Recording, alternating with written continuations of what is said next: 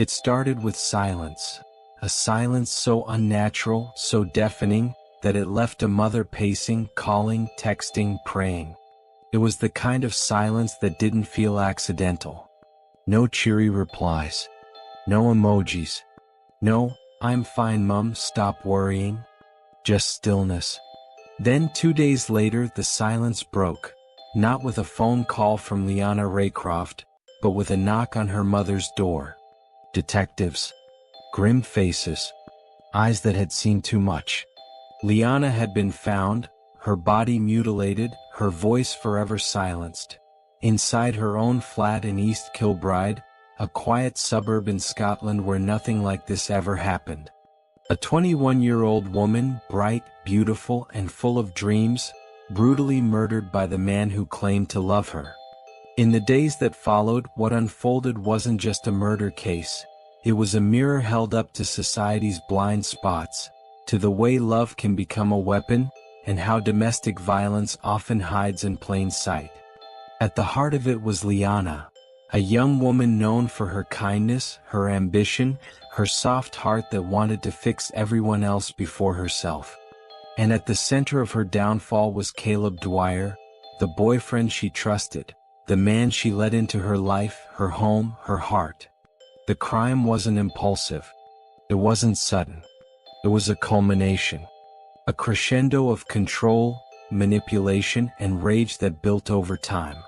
And when it erupted, it was devastating. By the end of this story, one question will linger: how did no one see it coming?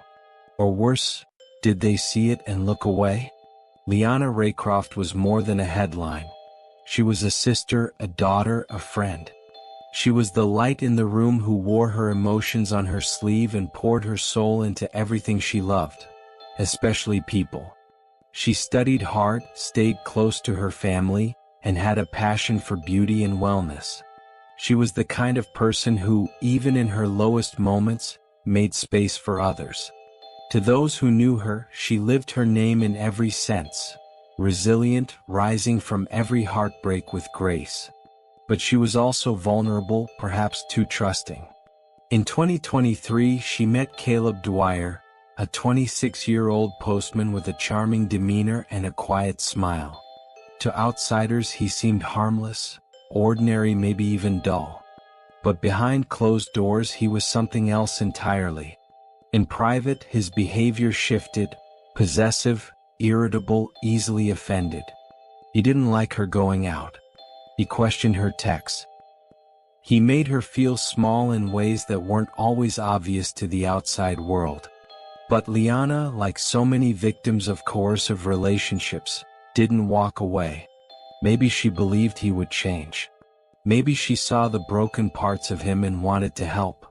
Or maybe she just loved him, and sometimes, love blurs the lines. The relationship moved fast. By the summer of 2024, they were practically living together. Friends noticed Liana was pulling away, making excuses, turning her energy inward. Her usual sparkle dimmed. She wasn't herself. Still, she smiled in photos. She said she was fine. She said things were just a bit tense sometimes. But no one imagined what was coming. And Liana perhaps didn't fully grasp the danger she was in either. November 16, 2024, was supposed to be an ordinary evening. Liana messaged her mum around dinner time, nothing out of the ordinary. But then nothing. No calls, no replies. Her mother tried to stay calm. Maybe she was busy. Maybe her phone had died. But by the 17th, the worry had turned to panic. Liana wasn't answering anyone. Calls went straight to voicemail. Her social media was inactive. Her friends hadn't seen her. On the 18th, police were called. When officers entered Liana's flat on Glen Lee, they were met with something so horrifying it would send shockwaves through the entire community. Liana's body lay lifeless, her injuries so severe, so brutal, that investigators initially struggled to determine the full scope of what had happened. She had been strangled, stabbed repeatedly, over 20 times, and then mutilated post-mortem. Her head had been removed, her face disfigured. There was no sign of forced entry, no struggle outside the flat. Whoever had done this was someone she let in, someone she trusted. The police didn't have to look far. Caleb Dwyer was the last known person to see her alive. But even before the formal questioning, red flags were blaring. In the hours and days following Liana's murder, Caleb didn't call her mother. He didn't report her missing. Instead, he drove her car, accessed her phone, sent texts pretending to be Liana, and even searched for pornography online, over 170 times. He went about his life as if nothing had happened, even buying cocaine as Liana's mother was desperately trying to locate her daughter. When he was finally brought in for questioning, the mask fell. Faced with mounting evidence, Caleb confessed. He told police he had killed Liana during an argument he claimed got out of hand. But the sheer brutality of the murder told a different story. This wasn't just a moment of rage. It was calculated. It was cruel. And it was followed by deliberate actions to cover his tracks, deceive her family, and erase the truth. Investigators meticulously pieced together the timeline. Forensics showed Liana had likely died on the night of the 16th. Neighbors heard nothing. Dwyer's fingerprints were everywhere. His search history painted a chilling portrait of a man who, after the murder, showed zero remorse. He wasn't haunted. He was methodical. In court, the evidence was damning. Dwyer pleaded guilty, and in July 2025, he was sentenced to life in prison with a minimum term of 23 years. But justice felt hollow. It didn't bring Liana back. It didn't erase the pain her mother carried, or the guilt her friends felt for not recognizing the signs. The aftermath rippled far beyond one family. It stirred a national conversation in Scotland about domestic abuse, coercive control, and how society often fails to see the quiet red flags. Liana's family, devastated but determined, channeled their grief into something powerful. They partnered with Glasgow Women's Aid and other charities to raise awareness, educate young people, and support survivors. Their campaign raised thousands of pounds, and more importantly, sparked dialogue. In the face of unspeakable tragedy, they refused to let Liana's story end in silence. Instead, they made her name a symbol, not of how she died, but of what must change.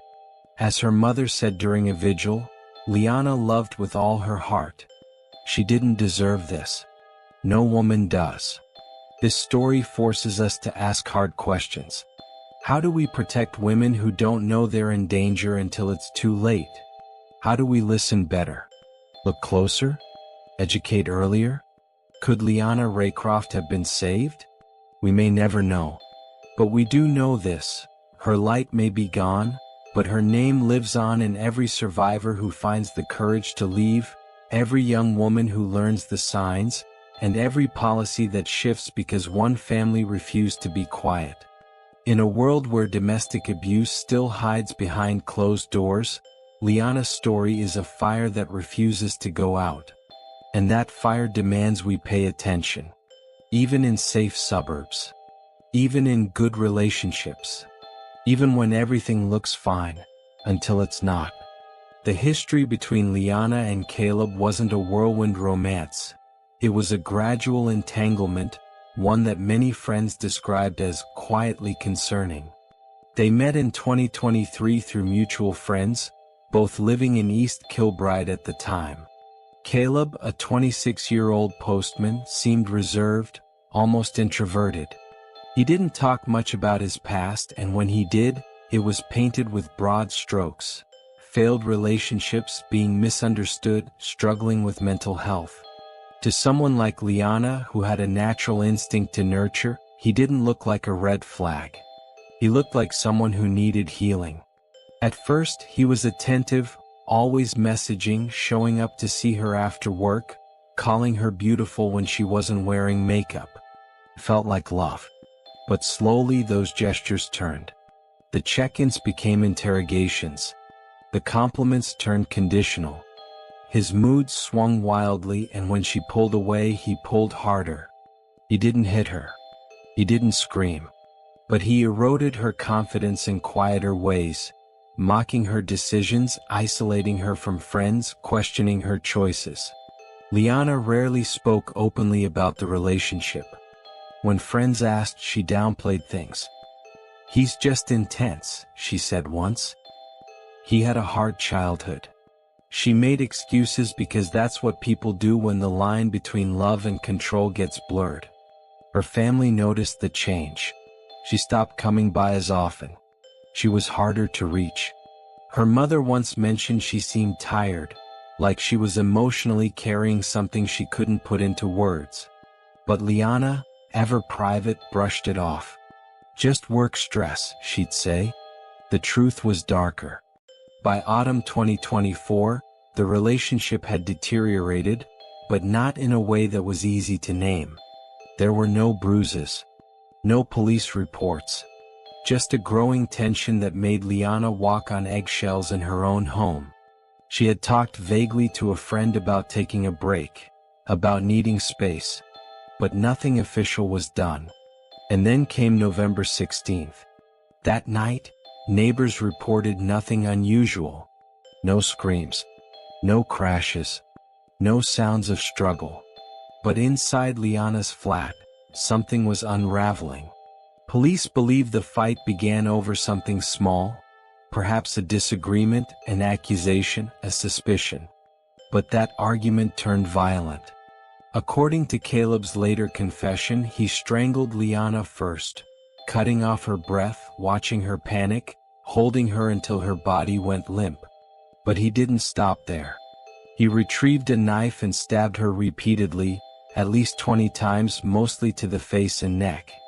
The level of overkill was staggering, each wound suggesting a deeper rage, a desperate need to obliterate her not just physically but symbolically. Then came the worst part. After she was already dead, Caleb mutilated her further, decapitating her in a grotesque attempt to make her unrecognizable. This was not a crime of passion. It was annihilation. A final, cruel statement that he owned her, even in death. In the hours that followed, Caleb didn't run. He didn't confess. He began covering his tracks. He took Liana's phone and texted her mother, pretending she was fine. He posted nothing on social media but used her car, drove around town, and even searched the internet for pornography and drugs. Nearly 170 searches for adult content. He bought cocaine. Slept. All while her mutilated body lay in the flat. Her mother grew frantic with every unanswered call. She contacted friends. Drove by the flat. But with no keys and no evidence of wrongdoing, there was little she could do. On the 18th of November, police were called. They forced entry, and the crime scene they uncovered was among the worst they had ever seen. Detectives from Police Scotland quickly identified Caleb Dwyer as the prime suspect. He was brought in for questioning and faced with overwhelming evidence, blood, fingerprints, phone data. He confessed. But even his confession was chillingly flat. He described the murder in cold, detached terms. Claimed they had argued. Claimed he snapped. But there was no remorse. No tears. Just a man cataloging his own destruction, as though narrating someone else's story. Forensic teams began reconstructing the timeline. They discovered that Caleb had been researching how to cover up a murder weeks before the crime. He had visited forums, read news articles about other domestic homicides, and even bookmarked pages about dismemberment and body disposal. It became clear, this wasn't a moment of madness. It had been brewing. During the trial, prosecutors painted a devastating portrait of a manipulative man whose jealousy and need for control escalated into something monstrous. The defense offered little in the way of resistance. Dwyer pled guilty early, perhaps in hopes of avoiding a harsher sentence or sparing himself the full weight of a public trial. But the facts were unshakable. Liana was dead. Brutally. And the man she had once trusted had taken everything from her. In July 2025, the verdict came down. Life in prison. Minimum 23 years before parole eligibility. A small mercy in the shadow of so much loss. Her family sat in the courtroom holding each other, staring straight ahead. There was no celebration. Only silence. Because even justice can't fill the hole left by a daughter, a sister, a friend. The community of East Kilbride reacted with stunned grief. There were vigils, memorials, hashtags. But beyond the public mourning, something began to grow, a movement. Liana's mother, devastated but determined, spoke publicly. She talked about coercive control, the red flags society often misses, and how her daughter's death must not be in vain. With the support of Women's Aid and other advocacy groups, the Raycroft family launched a campaign, raising awareness, supporting survivors, and lobbying for better education on domestic abuse in schools and communities. In just a few weeks, they raised thousands of pounds. But more importantly, they started conversations. Real ones. Painful ones. The kind of conversations that save lives. They refused to let Liana's story be reduced to headlines. Instead, they reclaimed her legacy. She was more than what was done to her. She was love. She was light.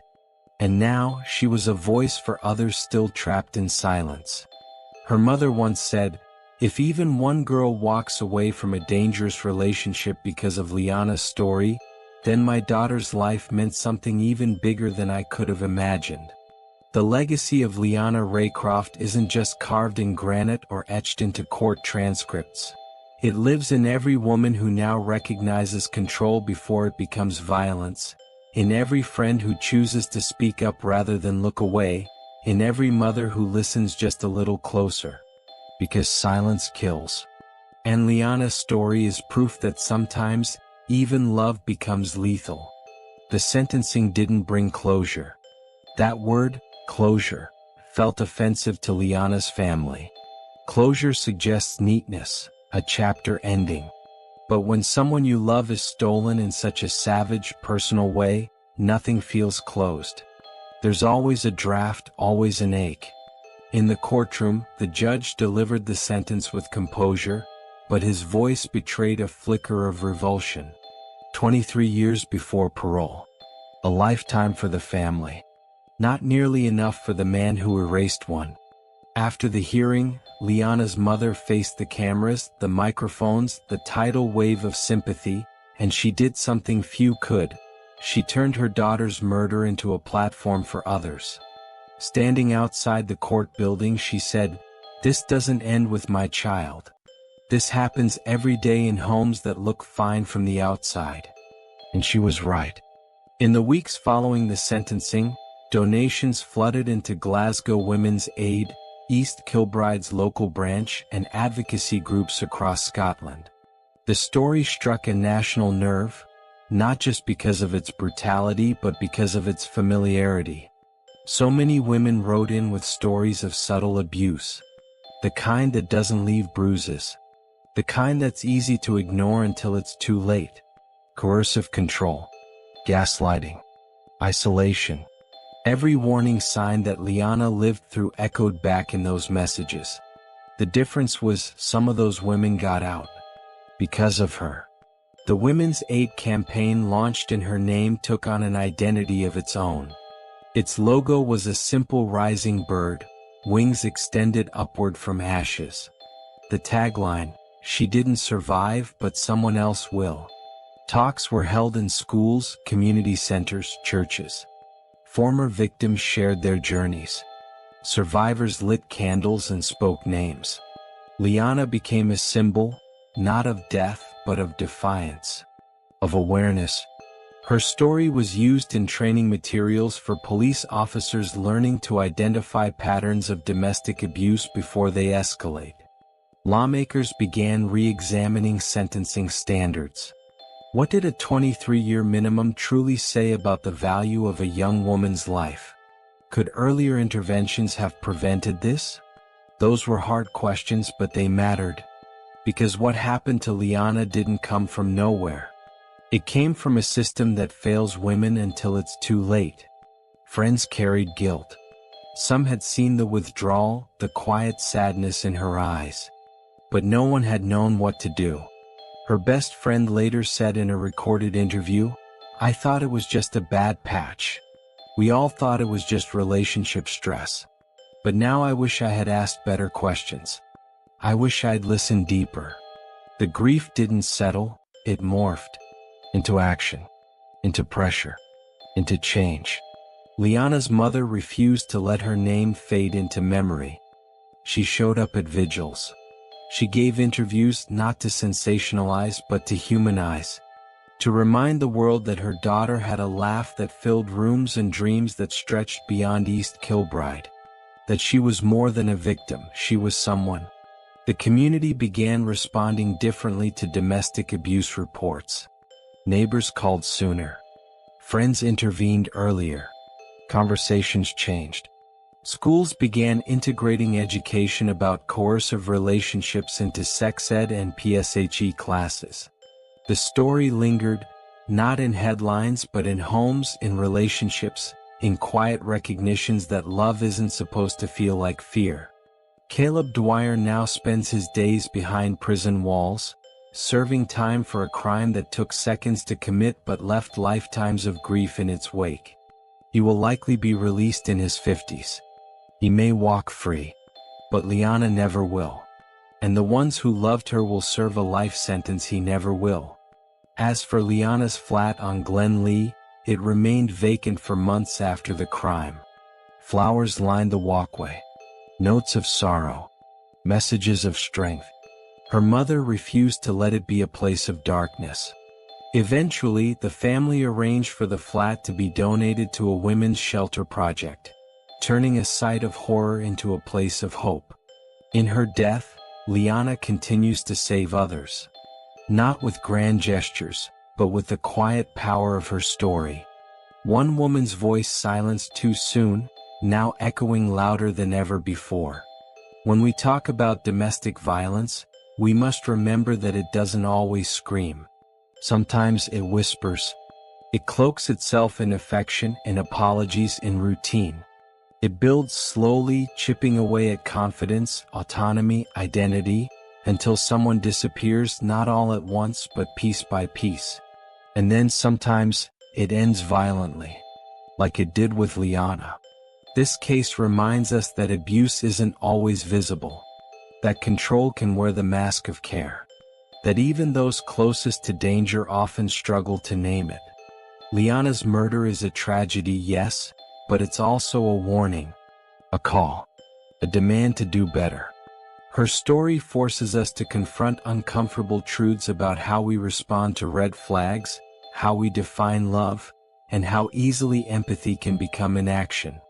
We have to ask ourselves, if Liana had lived just one more day, if one more person had intervened, would she still be here? If someone had recognized the signs, would the ending be different? In the end, we're left with a haunting truth. Sometimes monsters don't break down the door. Sometimes they walk in holding flowers. Sometimes they kiss you goodnight. Sometimes they call you love. The horror of this case isn't just the violence. It's the familiarity. The ordinary face of evil. Liana Raycroft deserved safety. She deserved joy. She deserved a future. And though that future was stolen, her legacy endures. Through candlelight vigils, through school talks, through whispered stories between friends, she lives. And so we ask one last time, not as a dramatic flourish but as a genuine plea, how many more Lianas must we lose before we start listening? Until next time, stay safe and stay aware.